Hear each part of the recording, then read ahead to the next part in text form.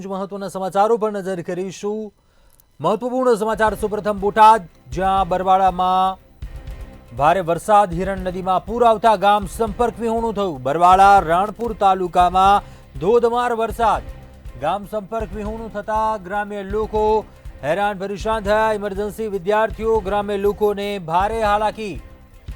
બોટાદમાં ભારે વરસાદ, બરવાળાનું વહિયા ગામ સંપર્ક વિહોણું થયું છે।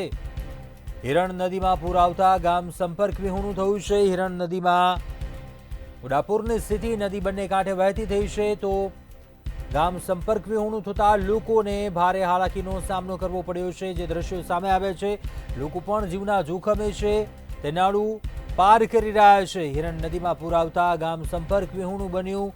બરવાળા તેમજ રાણપુર તાલુકામાં પણ ધોધમાર વરસાદ પડી રહ્યો છે।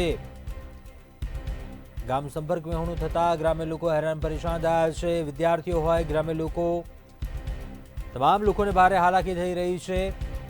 બરવાળાનું વહિયા ગામ જે સંપર્ક વિહોણું થયું છે।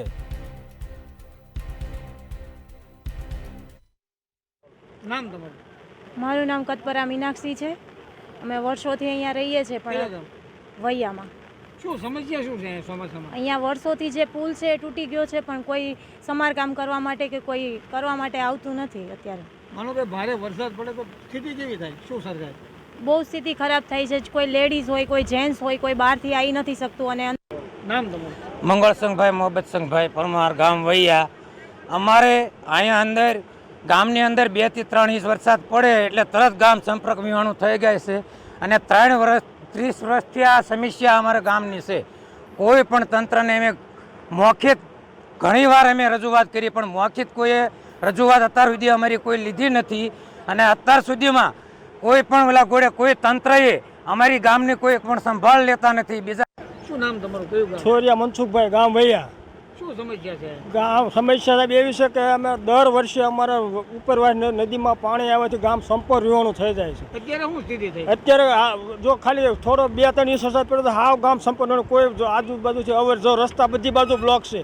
આ એક નહીં, બીજા રસ્તા, વાડીના રસ્તા હોવા છતાં બીજા રસ્તા પણ બ્લોક છે। કોઈ જગ્યાએ માનો કે અહીંયાથી અત્યારે તમારે બરવાળા કે રાણપુર જવું હોય તો એની માટેનો એક જ રસ્તો છે। કોઈ જગ્યાએ ક્યાંયથી વાડીના રસ્તા બધા બંધ છે, ક્યાંય જતું નથી। આ કેટલા સમયથી સમસ્યા? આવા અમારે લગભગ 30 વર્ષથી આ સમસ્યા છે। કોઈ નિવારણ નથી, કોઈ તંત્રએ કોઈ જવાબદારી આજ સુધી લીધી જ નથી।